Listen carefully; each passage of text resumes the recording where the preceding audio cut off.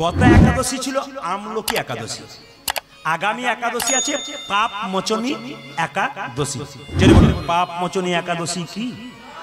আচ্ছা, এই কথাটি শোনার পর আপনারা আগে হাত তুলে দেখেন কতজন করেন একাদশী, তারপর কে কে করবেন হাত তুলুন। একবার তুলুন যারা যারা করেন। বাহ, যারা করেন না কোনো অসুবিধা নেই, কোনো অসুবিধা নেই, আমি তাদেরকে বলবো।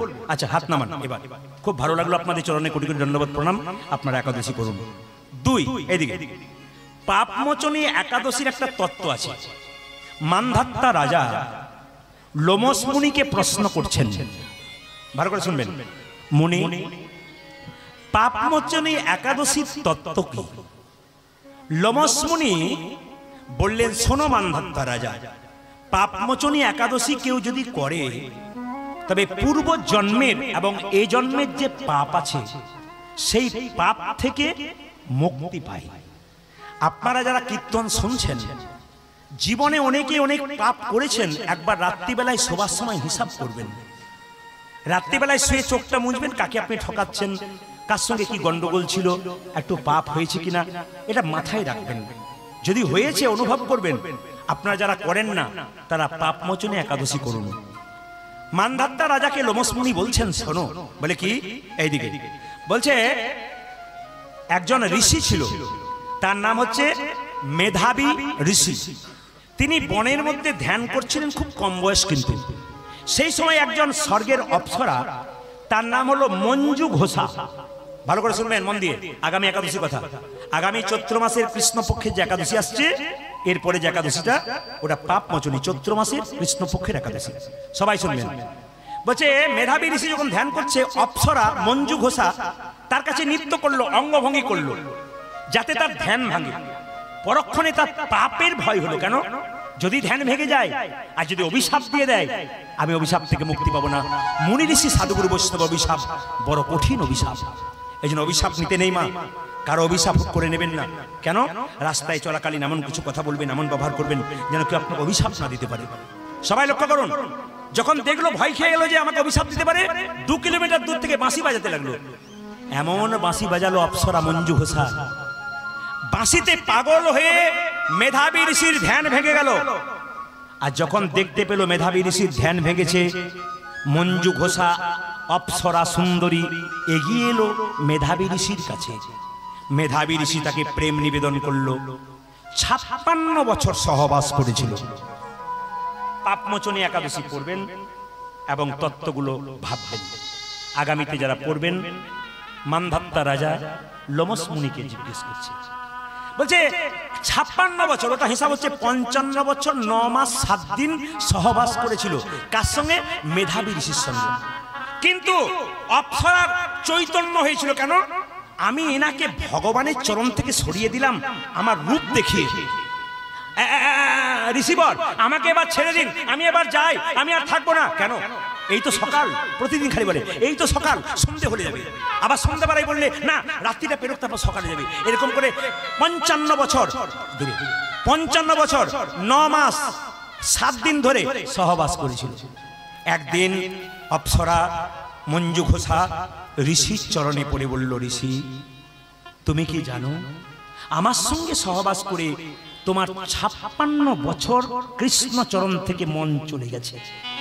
56 বছর তুমি কৃষ্ণ ভজন করো নাই, খালি আমার প্রেমে আমার রূপে আকৃষ্ট হয়ে পাগল হয়ে গেছিলে তুমি। আমি তো পাপ করে ফেললাম। যেই না ঋষি মেধাবীর চৈতন্য ফিরে এলো, অমনি চিৎকার করে বলল, রে অপ্সরা মঞ্জু ঘোষা, তুই তোর রূপ দেখি আমাকে পাগল করে দিলি। অভিশাপ দিলাম, তোর পিশাচী জন্ম হবে, তুই পিশাচী হবি, তুই পিশাচী হবি। মঞ্জু ঘোষা ঋষির চরণে কেঁদে কেঁদে বলল, ঋষি, অভিশাপ যদি দিলে আমি পিশাচী হব, আমি সত্যি পিশাচী হয়ে যাব, কিন্তু আশীর্বাদ দাও যেন পিশাচী জন্ম থেকে মুক্তি পায়। ঋষি মেধাবী বললে, কাজ করো, আগামী চৈত্র মাসের যে কৃষ্ণপক্ষের একাদশী, এই একাদশীর নাম হচ্ছে পাপ মোচনী একাদশী। এই একাদশী যদি তুমি পালন করতে পারো, তবে তুমি পিশাচী জন্ম থেকে মুক্তি পেয়ে আবার তুমি অপ্সরায় পরিণত হবে। এক মেধাবী ঋষি বাবার কাছে গিয়ে একই প্রশ্ন করলো, বাবা, আমি এক অপ্সরা সুন্দরীর প্রেমে লিপ্ত হয়ে 56 বছর আমার জীবন শেষ করেছি, আমি কি করব? তুমি যেমন অপ্সরাকে বলেছো কৃষ্ণপক্ষের একাদশী করতে হবে চৈত্র মাসের।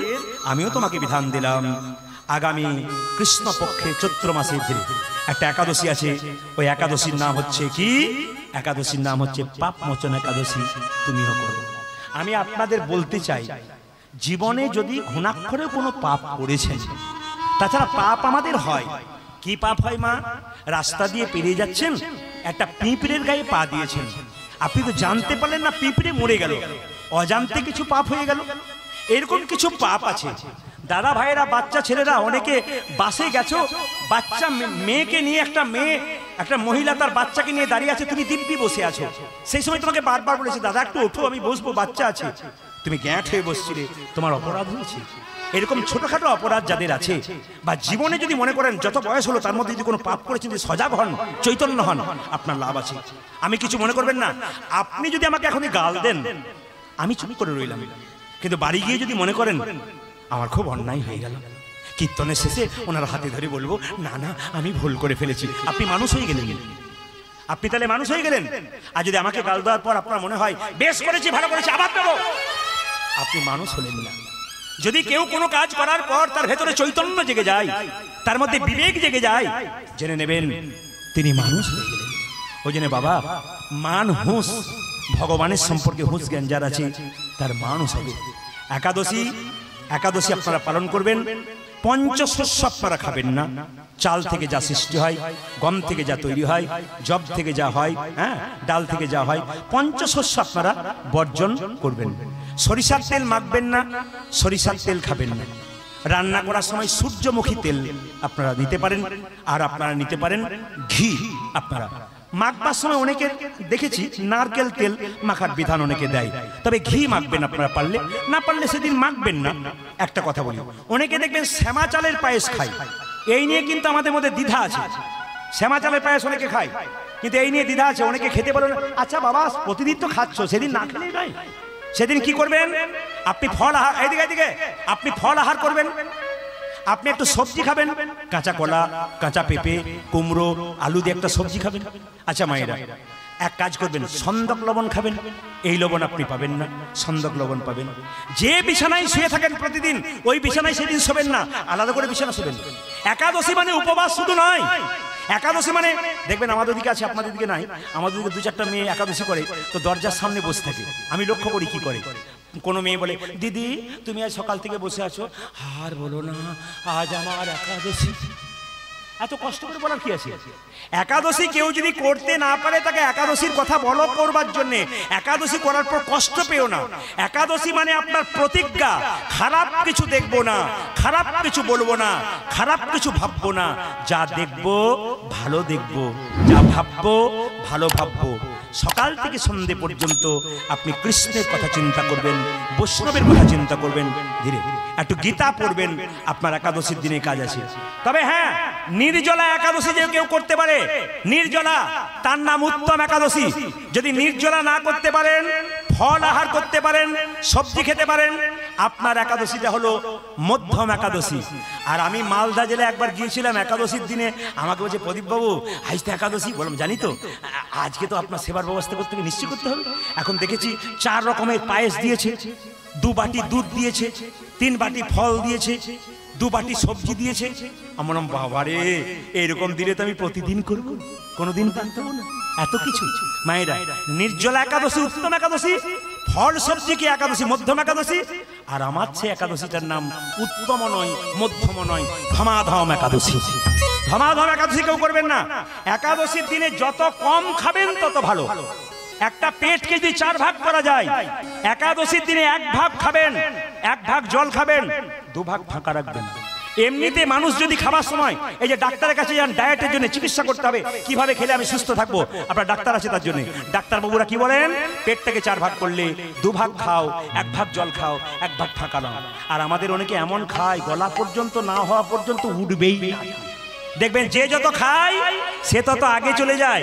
অনুকূল ঠাকুর বলেছেন, যে যত ভোগী সে তত রোগী, আর যে যত ত্যাগী সে তত নিরোগী। নিরামিষ যারা খায় তারা বট গাছের মতো ধীরে ধীরে বাড়ে, বহুদিন পরে মরে। আর আমিষ যারা খায় কলা গাছের মতো হুড় হুড় করে বাড়ে আর খুব তাড়াতাড়ি।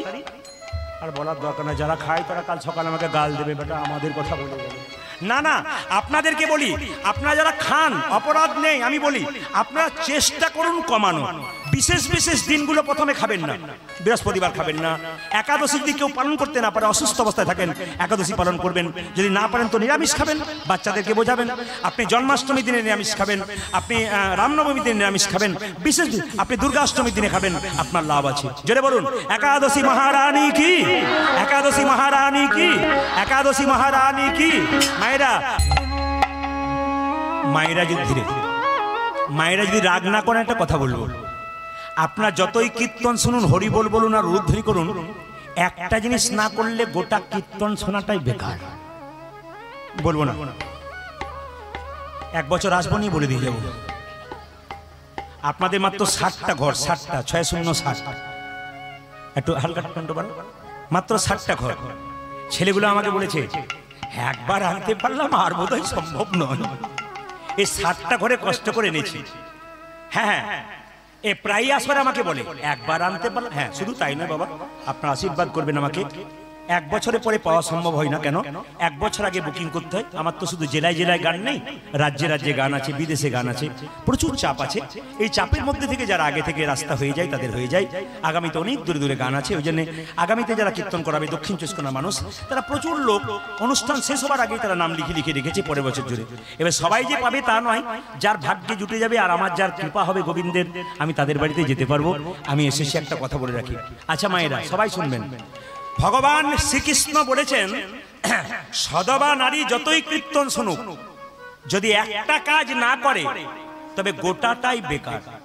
বলে দিই কি বলুন তো, যদি স্বামী সেবা না করে।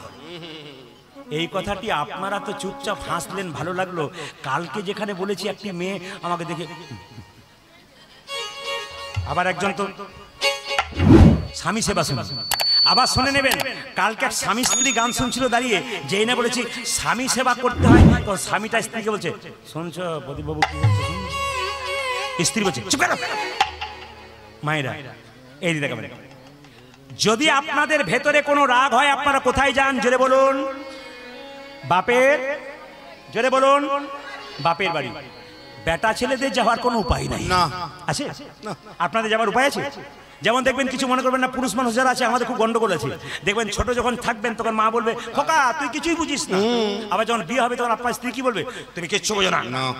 আবার যখন দেখবেন ছেলে মেয়ে বড় হবে, বাবাকে বলে বাবা তুমি কিচ্ছু বোঝো না। এখন বাবা খুঁজে পায় না যে আমি বুঝবো কোন যুগে, আমি সেই ভাবছি। আপনার জীবনে বুঝতে পারবেন না। এই দিকে তাকাবেন মায়েরা। হ্যাঁ, স্বামী সেবা করতে হবে, একটু বলে রাখি। আচ্ছা বলুন তো, যারা বাপের বাড়ি রেগে চলে যায়, আমি একটু আপনাদের বুঝিয়ে দিচ্ছি, যেখানে বসে আছেন শুনবেন, খুব দামি কথা কিন্তু এগুলো কিন্তু শিক্ষণীয় বিষয়।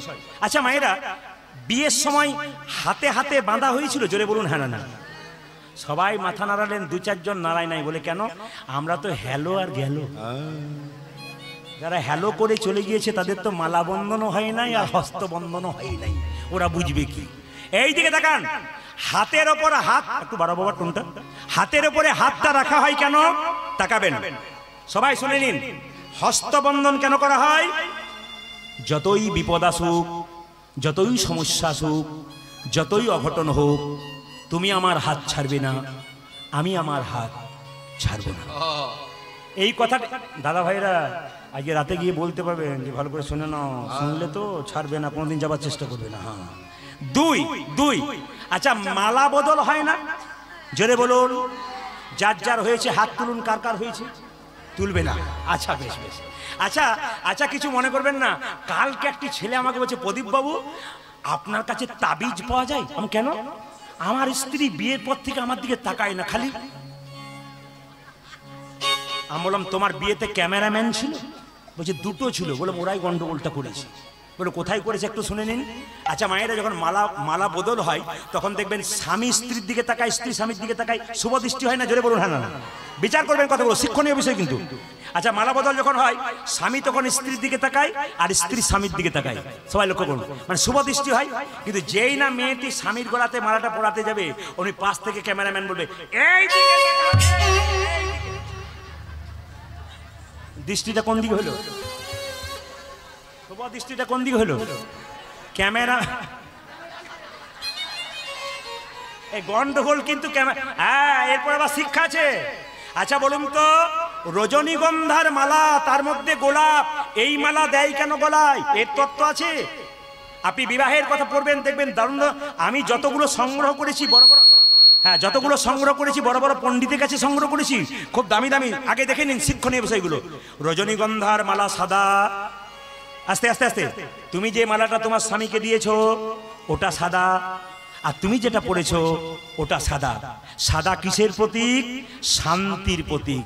তোমার গলায় সাদা মালা পরালাম, তুমি শান্তি রক্ষা করবে। আমার গলায় সাদা মালা পরলাম, আমি শান্তি রক্ষা করব। এখানে এখানে লাল গোলাপ কেন? গোলাপ হচ্ছে ভালোবাসার, জোরে বলুন, গোলাপ হচ্ছে ভালোবাসার প্রতীক। প্রতীক, হ্যাঁ স্কুল কলেজে যারা পড়েছে তারা 2-4টা গোলাপ পেয়েছে বই কি, কিছু মনে করবে না, তাকার দিকে। ভালোবাসার প্রতীক। স্বামীর গলায় গোলাপটা পরিয়ে কি বলছে? আমার আর তোমার জীবনের ভালোবাসা যেন গোলাপের মতো রঙিন হয়ে যায়। শিক্ষা আছে।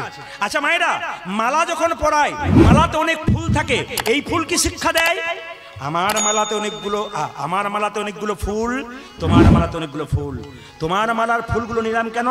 তোমার যত আত্মীয় স্বজন মালার ফুলের মতো সবাইকে আমি আপন করে নেব। আর আমার মালার যত ফুল আমার আত্মীয় স্বজনের মতো তুমিও আপন করে নেবে। সব আপন করে নেন তো, নাকি বলছেন? আপন করে নেন। বাবারে, শ্বশুর বাড়ির যদি কেউ আসে তখন বলে আমার কোমরে ব্যথা হচ্ছে। আর যখন দেখবেন বাপের বাড়ি আসে, তখন বাপের বাড়ি থেকে কেউ যদি আসে না, তখন দেখবেন পাকা গিন্নির মতো কোমরে কাপড় বেঁধে, বাবা আমার বাবা আসছে। এটা করবেন না, তাহলে কিন্তু আপনি ইচ্ছে করেন না। 2-4জন মেয়েরা কিন্তু বলছে না আমরা করি না, আমরা ভালোই করি, যেরকম রাধা রানী কি। আচ্ছা মায়েরা, সীতার স্বামী রামচন্দ্র 14 বছরের জন্য বনবাসে গিয়েছিল, জোরে বলুন সীতা গিয়েছিল কি না? জোরে বলুন, ভালো করে শুনবেন। সীতাকে একজন অযোধ্যার মেয়ে বলেছিল, সীতা তোমার বাবা রাজা জনক রাজা, তোমার শ্বশুর দশরথ রাজা, এত সম্পদ থাকতে তুমি বনে যাবে কেন? সীতা মাথায় কাপড় নিয়ে করজোরে বলেছিল, মা সম্পদে কিবা কাম, সম্পদ মম নব দুর্বাদল ঘনশ্যাম। শিক্ষা আছে, কথাগুলো শিক্ষা আছে। কি বললাম? সম্পদ মম দুর্বাদল ঘনশ্যাম। ও মায়েরা, রাবণ 10,000 মেয়েকে বিয়ে করেছিল, তার মধ্যে একজন ছিল কে? মন্দোদরী। রাবণ দিনের মাথায় কত অন্যায় কাজ করেছে, তবু মন্দোদরী প্রত্যেক দিন গলায় কাপড় নিয়ে রাবণের পায়ে প্রণাম করত। আপনারা যারা সদবা নারী কীর্তন শুনতে এসছেন, কে কে সকালে স্বামীকে প্রণাম করেন? হাত তুলে দেখান।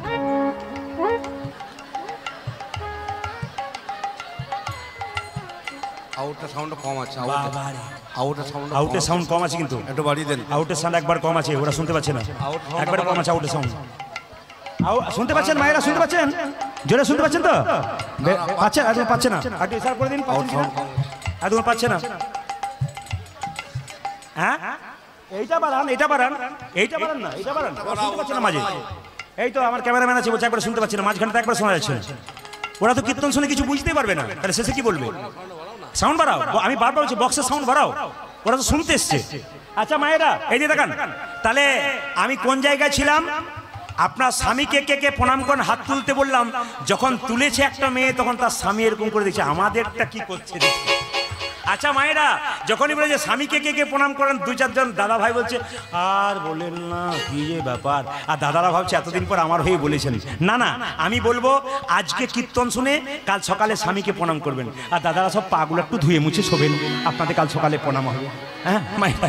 আচ্ছা মায়েরা, এই যে দেখেন, আপনার স্বামীর সঙ্গে আপনার কি সম্পর্ক, তত্ত্ব দিয়ে বোঝাবো, মন দিয়ে শুনবেন। আপনার স্বামীর সঙ্গে আপনার কি সম্পর্ক? আপনার স্বামী আপনার গুরু হয়, জোরে বলুন হা না না, জোরে বলুন, আরো জোরে বলুন। আপনার দাদারা বলছে কি যে হয়, বাড়ি যন্ত্রে বুঝবেন। আপনার স্বামী আপনার দেবতা হয়, জোরে বলুন। আপনার স্বামী আপনার রোগের ওষুধ হয়, আপনার স্বামী আপনার 2-4জন মেয়ে বলছে না রোগের ওষুধ হয় না, তাতে দোকানে বাজার বন্ধ হয়ে যাবে নাকি? না না হয়, প্রমাণ দি, আমি শাস্ত্রের প্রমাণ দেবো। আপনার স্বামী আপনার রোগের ওষুধ হয়, আপনার স্বামী আপনার বাবা হয়। বাবা বলা যায় না গো, বাবা হাটে যাও বলা যাবে? বলা যাবে না? প্রতিদিন শুনছেন। আচ্ছা মায়েরা, স্বামী বাবা হওয়ার পরাতে অনেকে গালে হাত, হাই মা বাবা কি করে বলি? হ্যাঁ বলে দি স্বামী আপনার ভাই হয়, স্বামী আপনার ছেলে হয়। প্রমাণ কি? নিমাই যখন সন্ন্যাস নেবে বিষ্ণুপ্রিয়াকে বলেছিল, প্রিয়া তুমি বাপের বাড়ি চলে যাও। বিষ্ণুপ্রিয়া বলেছিল, এটা কি বাপের বাড়ি নয়, তুমি আমার বাবা, তুমি আমার ছেলে, তুমি আমার ভাই, তুমি আমার রোগের ওষুধ, তুমি আমার ইহকাল, তুমি আমার পরকাল। আমি আগেই বললাম আমার তত্ত্ব এইরকম, শুনতে নারকেলের মতো, ভেতরে শ্বাস জল আছে। আগে দেখে নিন কি সুন্দর তত্ত্ব আছে। স্বামী বাবা হয়, স্বামী ছেলে হয়, স্বামী ভাই হয়। নিমাই বলল, বিষ্ণুপ্রিয়া আমাকে লোকে নিমাই পণ্ডিত বলে, আমি জানতে পারলাম না স্বামী বাবা হয় কখন। বিষ্ণুপ্রিয়া কেঁদে কেঁদে বলল, স্বামী তুমি যেমন পণ্ডিত মানুষ, আমি যার মেয়ে সনাতন মিশ্র তিনি পণ্ডিত মানুষ, বাবা আমায় শিখিয়ে দিয়েছে। অপরাধ নেবেন না যে যেখানে বসে আছেন। আমার দুটি কন্যা, একটি ভাগ্যলক্ষ্মী, একটি শুভলক্ষ্মী। আপনারা অনেকেই দেখবেন ইউটিউবের মাধ্যমে। আমি বলে রাখি যে যেখানে বসে আছেন, আমি যখন বাড়ি যাই 10 দিন পর 2 দিন ছুটি রাখি, তো বাড়িতে গিয়ে যখন পড়াশোনা করি লাল কালির দাগ দিয়ে রাখি। এগুলো আমি বলবো বলে পরবর্তীতে। আমার মেয়ে কিন্তু ছোটটা পেছনে বসে থাকে, কেন বাবা কি কি দেখছে এগুলো দেখবো। ও মুখস্থ করে বাড়িতে যখন কোনো কাজ করে, একটা ফোন আসে, মেয়েদের প্রায় ফোন আসে, এ খুকি তোমার বাবা আছে? ওর ব্যস্ত আছি। একটা কথা জিজ্ঞেস করা ছিল, বলে আমাকে বলুন, আমি চেষ্টা করে দেখবো। আমি দেখেছি 7টা প্রশ্ন করলে 5টা প্রশ্নের উত্তর দিচ্ছে। কেন? আমি আলোচনা করি, আমার মেয়ে আলোচনা করে। আপনি ভালো আলোচনা করবেন, আপনার মেয়ে বা আপনার ছেলে ভালো আলোচনা করবে। এই দিয়ে দেখান, বিষ্ণুপ্রিয়া বলছে, আমিও সনাতন মিশ্রের মেয়ে, আমার বাবা আমাকে শিখেছে স্বামী কখনো বাবা হয়। সবাই জানেন, অন্নদানে পিতা সম রতিদানে পতি, অন্নদানে পিতা সম রতিদানে পতি। মেয়েদের যখন বিয়ে হয় না, অন্ন জোগাড় করে কে? ছেলে বলুন। এতক্ষণ যারা বলেছিল বাবা হয় না, তারা বলছে হ্যাঁ দিদি হয় গো, বুঝতে পারি না। ও মায়েরা, অন্নদানে পিতা সম রতিদানে পতি, অন্নদানে পিতা সম রতিদানে পতি। এই যে মেয়েদের যখন বিয়ে হয় না, বাবা অন্ন জোগাড় করে। বিয়ে হয়ে গেলে কে জোগাড় করে? স্বামী। সে যেমন করে হোক আনবে আপনার জন্য। আর ছেলে কখন হয়? পিণ্ডদানে পুত্র সম অগতির, যে পিণ্ডদানে পুত্র সম অগতির গতি, পিণ্ডদানে পুত্র সম অগতির গতি। ও দেখো পিণ্ডদানে পুত্র সম অগতির গতি। ও মায়েরা, স্বামী স্ত্রী বেঁচে আছে, ছেলে মেয়ে নাই, আগে স্ত্রী মারা গেলে তার পিণ্ড কে দেবে? স্বামী দেবে। স্বামী তখন পুত্রের রূপ ধারণ করবে। কি হচ্ছে? পিণ্ডদানে পুত্র সম অগতির গতি, যে পিণ্ডদানে পুত্র সম অগতির গতি। আবার উপদেশে গুরুতুল্য, সেবাতে দেবতা, রোগীতে শুধু সম বিপদে দেবতা, যে রোগীতে ঔষধি সম বিপদে দেবতা, রোগীতে শুধু সম বিপদে দেবতা। পতিপুত্র পতিপিতা, পতিপুত্র পতিপিতা, পতিপুত্র পতিপিতা, পতি হলো পরম দেবতা, পতিপুত্র পতিপিতা, পতি হলো পরম দেবতা, পতিপুত্র পতিপিতা, পতি হলো পরম দেবতা, পতি হলো পতিপুত্র পতিপিতা, পতিপুত্র পতিপিতা, পতিপুত্র। মায়েরা, এইবার কিন্তু রঘুনন্দনের জন্ম হবে। সবাই মাথায় কাপড়টা নিন। ছোট্ট রঘুনন্দন ভগবানকে নাড়ু খাওয়াবে। সবাই ভক্তি করি, যে যেখানে বসে আছেন একবারে সবাই টোনটা বাড়াও, মানে আউটের টোন বাড়াও, সবাই যেন শুনতে পায়। সবাই মিলে মায়ের একটু ধরে দেবেন। আগে জন্ম নিক, তারপর সবাই মিলে। আগে বাচ্চাটি জন্ম নিয়েছে কি পুজোর দিনে? সরস্বতী পুজোর দিনে। আর প্রথমে বলেছিলাম কি বার জন্ম নিয়েছে, জোরে বলুন। যেদিন আপনি বাতাসা খাওয়াবেন, কি বার বললাম? জোরে বলুন। যে ঘুমাচ্ছে সে বলুন। ও ভাবছে বেটা আমার দিকে তাকাচ্ছে খালি। আচ্ছা মায়েরা, কি বার জন্ম নিয়েছে? বৃহস্পতিবার। বাতাসা কি বার খাওয়াবেন? বৃহস্পতিবার। সবাই লক্ষ্য করুন, বাচ্চা জন্ম নিচ্ছে রঘুনন্দন। তার স্ত্রী গর্ভে মুকুন্দ সরকারি। আহা হেন কালে জন্মিল শ্রী রঘুনন্দন, হেন কালে জন্মিল শ্রী রঘুনন্দন, হেন কালে জন্মিল শ্রী রঘুনন্দন, জন্ম নিল রে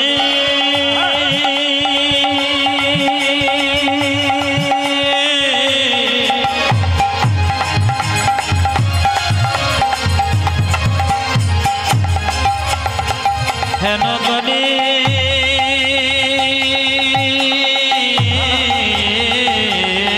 ভক্তি করে বসবেন ভক্ত সন্তানের জন্য।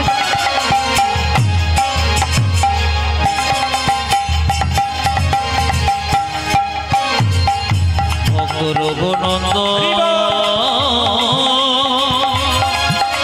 জন্ম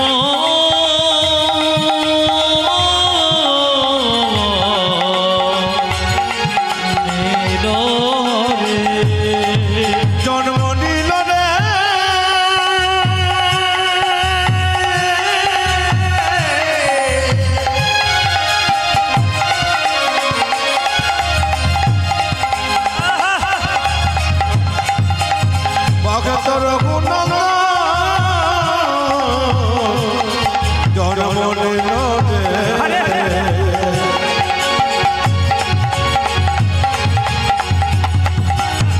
আজ হেন কালে জন্ম নিল জন্ম নিল জন্ম নিল হেন কালে জন্ম নিল শ্রী রঘুনন্দন হেন কালে জন্মিল শ্রী রঘুনন্দন কেন বলে জনমেল শ্রী রঘুনন্দন মুকুন্দ দাসের তাহা আনন্দিত মন আনন্দিত ওই যে মুকুন্দ দাসের তাহা আনন্দিত মন। ওই সে মুকুন্দ দাসে সহায় আনন্দিত। কবিরাজ তুমি তো সরস্বতী পুজো করেছো, আর তোমার যে একটা ছেলে হয়েছে তুমি খবর পেয়েছো? পুজোর দিনে ছেলে আনন্দ ধরে না, আনন্দ ধরে না, আনন্দ ধরে না, আনন্দ ধরে না আনন্দ ধরে না।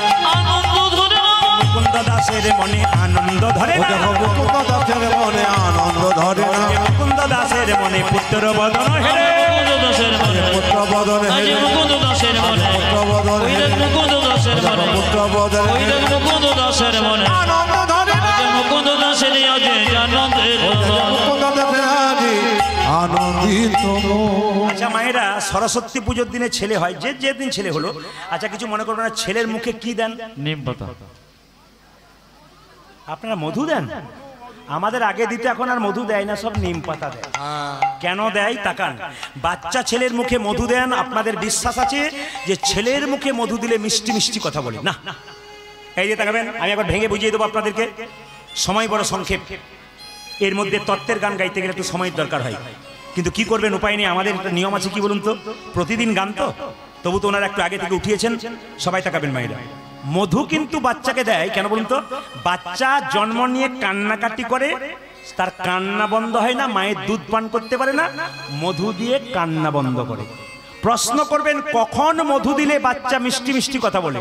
আমি দুটো বইয়ের রেফারেন্স দেবো, শুনবেন ভালো করে।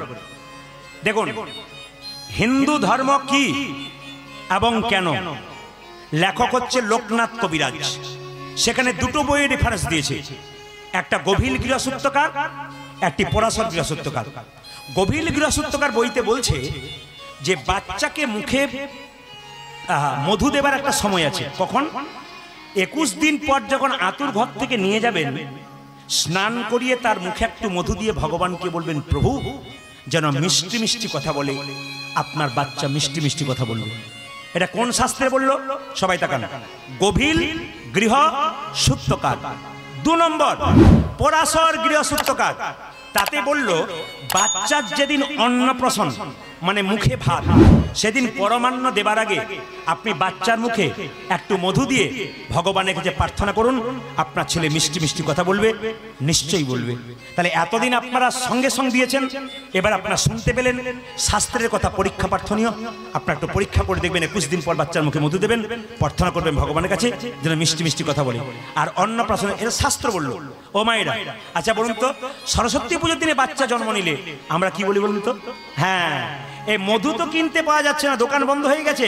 এই যে মুকুন্দ মধু দেবে না, ওই যে মধু নাই বা পেলাম, 2 কানে শোনাইল মধুর হরিনাম, আজ 2 কানে শোনাইল মধুর হরিনাম, 2 কানে শোনাইল মধুর হরিনাম, 2 কানে শোনাইল মধুর হরিনামে শোনালো, হরিনামে শোনালো, হরিনামে শোনালো, হরিনামে শোনালো, সারে কথা শোনার আগে হরিনামে শোনালো, সংসারে কথা শোনার আগে হরিনামে শোনালো, সারে কথা শোনার আগে হরিনামে শোনালো, ও সংসারে কথা শোনার আগে হরিনামে শোনালো, সংসারে কথা শোনার আগে, আমায় দেহ, সংসারে কথা শোনার আগে, সংসারে কথা শোনার আগে,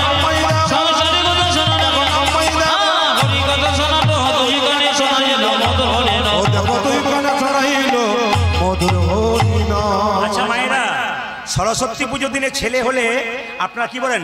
ইঞ্জিনিয়ার হোক, ডাক্তার হোক, মাস্টার হোক, ওই উকিল হোক, ব্যারিস্টার হোক, আপনারা বলেন না ছেলে হোক। কিন্তু মায়েরা কিছু মনে করবেন না, এই দিকে তাকাবেন, স্কুলে পড়াশোনা করলে ছেলের বিবেক তৈরি নাও হতে পারে, কিন্তু এই স্কুলে এলে বিবেক তৈরি হবে। ওই স্কুলে অবশ্যই পড়াবেন, প্রতিটি ছেলে মেয়ের শিক্ষার দরকার আছে, শিক্ষা হচ্ছে জাতির মেরুদণ্ড। শিক্ষার দরকার প্রতিটি জাতির, প্রতিটি মানুষের, প্রতিটি পরিবারের, প্রত্যেকটি বাচ্চার। শিক্ষা ছাড়া কোনো উপায় নেই।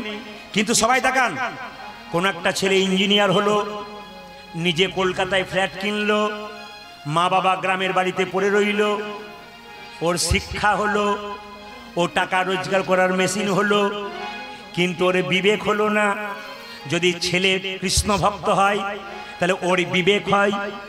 দেখুন, বিখ্যাত বিজ্ঞানী আইনস্টাইন জীবনে কোনোদিন আমিষ খায় নাই। বিখ্যাত ব্যাটসম্যান বিরাট কোহলি, তার স্ত্রী অনুষ্কা জীবনে কোনোদিন আমিষ খায় নাই। ব্যাটের পর ব্যাট 6 মারছে। আমি বহুজনকে দেখলাম। আমি আমার এলাকাতে ব্যাংকের ম্যানেজার থেকে স্কুলের হেডমাস্টারকে দেখেছি একাদশীর দিনে একাদশী করেছে। অনেকেই নিরামিষ খায়। আমি অনেক মাস্টারমশাইয়ের ওর দিকে ঠাট্টা করেন। উনি বলেন, আমি আমারটা ভালো বুঝেছি, আপনি আপনারটা বুঝুন, আমারটাকে ভালো বুঝতে দিন।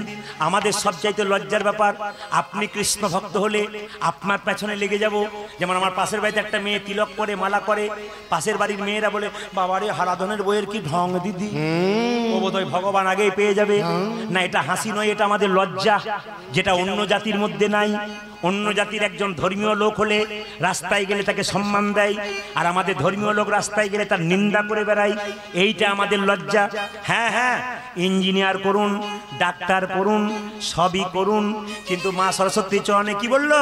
মা কি আশীর্বাদে করো মা, আশীর্বাদে করো মা, আশীর্বাদে করো মা, আশীর্বাদে করো মা, যেন ভাগবতে পড়তে পারে আশীর্বাদ, যেন ভাগবতে পড়তে পারে আশীর্বাদে করো মা, যেন সংকীর্তন গাইতে পারে আশীর্বাদে করো, ও যেন সংকীর্তন গাইতে পারে আশীর্বাদে করো মা, সংকীর্তন গাইতে পারে হরি হরি হরি, যেন ভাগবতে পড়তে আজ পারে হরি হরি হরি নাম সংকীর্তন গাইতে আজ পারে, হরি হরি হরি যেন ভাগবতে পড়তে পারে হরি হরি হরি নাম সংকীর্তন গাইতে পারে। আশীর্বাদে করো মা, আজ তুই গণে শোনাইল মধুর হরি আজ তুই গান শোনাইল মধুর হরি নাম। এক পকেটে যদি মোবাইল রাখেন, এক পকেটে গীতা রাখুন।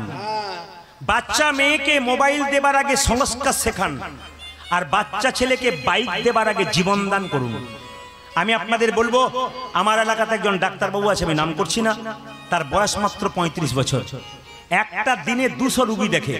তিনি আমাকে বললেন, প্রদীপবাবু, সকালবেলায় ঘুম থেকে উঠে স্নান করে আমি 1 ঘন্টা গীতা পড়ি, তারপর আমি আসি। আমি একটু ঠাট্টা করে জিজ্ঞেস করলাম, ওসব করা কি দরকার, আপনি এত বড় ডাক্তার হয়েছেন? না না, আপনি ওই কথা বললে হবে? গীতা যে কি জিনিস, যে পড়েছে সে জানে, যে পড়ে নাই সে। মহাত্মা গান্ধী গীতাকে নিজের মা বলতেন, আর নিজের মাকে মা বলতেন, বলতে আমার 2টো মা। সকালবেলায় গীতা স্পর্শ করে তিনি যখন ব্যারিস্টারি করতে যেতেন, তখন তিনি বলে যেতেন, হে প্রভু, আমাকে সুখ দিও না, আমাকে দুঃখ দাও। দুঃখ যদি দাও তবে আমি তোমার সঙ্গে থাকবো, আর সুখ দিলে আমি তোমাকে ভুলে যাব। ভগবানের কাছে এই প্রার্থনা করুন, এমন সুখে সুখী হয়ে যেন না যাতে ভগবানকে ভুলে যাবেন। এমন সুখে সুখী হন যেন ভগবানের চরণে আপনার মন থাকে। পরবর্তী আপনার প্রজন্ম যেন কৃষ্ণ ভক্ত হয়, এইটাই আপনারা চাইবেন।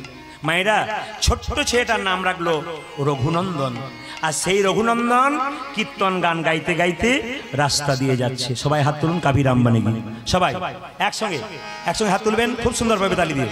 আমার ছেলেরা যারা দাঁড়িয়ে আছে তারা সবাই কম বয়সের ছেলেরা, খুব ভালো ছেলে, খুব সুন্দর। সমস্ত ছেলে মেয়েরা কীর্তন শুনছে, খুব ভালো আপনাদের আসন। হাত তুললাম, তবে কিছু মনে করবেন না, কিছু মনে করবেন না। আপনাদের আসরের প্রতি কিন্তু আমার একটা লোভ রইল। কি লোভ বলুন তো? পরবর্তীতে আসার জন্য কথা দিলাম, আমি 15 বছর পরে একবার আসবো, আমার লোভ রইল। হাত তুলুন, হাত তুলুন, হাত তুলুন, সবাই মিলে একসঙ্গে হাত তুলুন, একবার টেনশন মুক্ত হয়ে, টেনশন ফ্রি।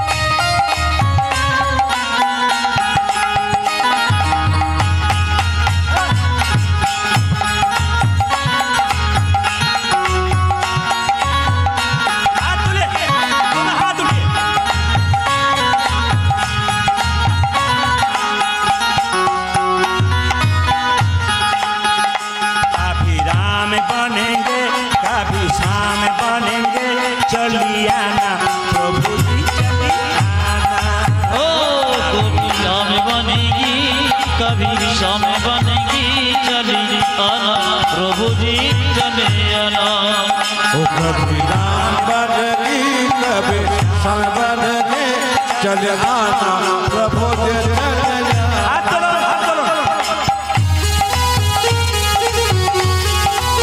ध्वनि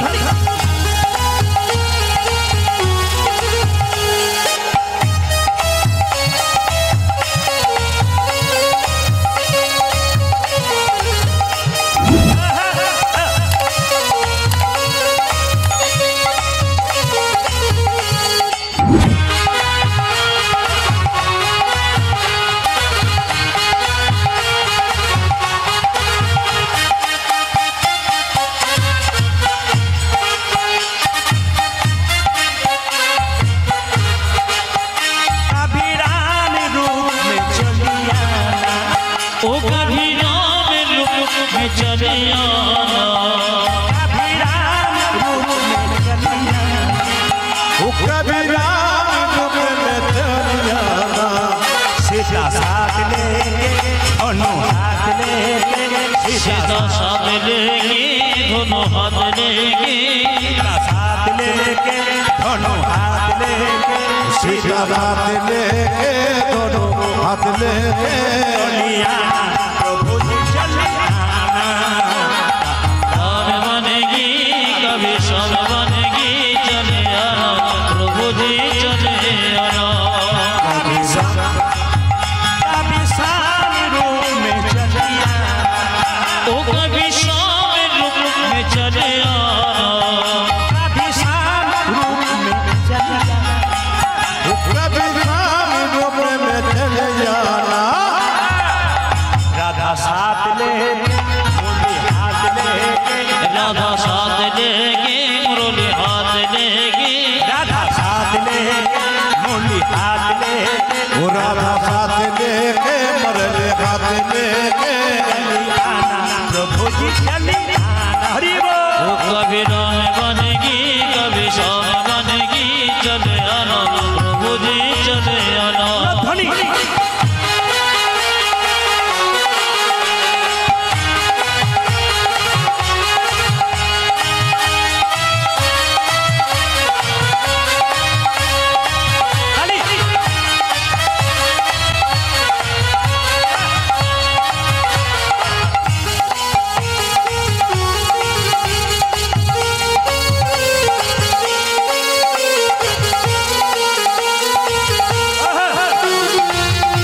সবাই হাত ধরে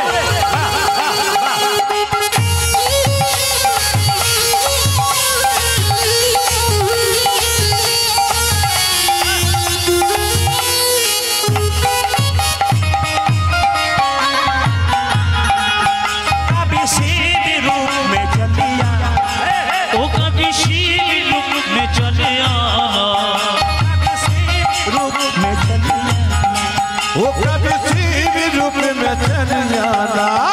गौरी साथ लेके डमरू हाथ लेके गौरी साथ लेके डमरू हाथ लेके गौरी साथ लेके डमरू हाथ लेके गौरे साथ लेके डमरू हाथ लेके चली आना प्रभु जी चली आना उलट ध्वनि कभी राम बनेगी कभी शाम बनेगी चले आना प्रभु जी चले आना वो कभी राम बन के कभी शाम बन के चले आना प्रभु जी चले आना। कभी राम बनेगी कभी शाम बनेगी चले आना प्रभु जी चले आना वो चले आना प्रभु जी चले आना। चले आना प्रभु जी चले आना वो चले आना प्रभु जी चली आना प्रभु जी चले जाना। বেশ বেশ বেশ একবার সবাই মিলে বলুন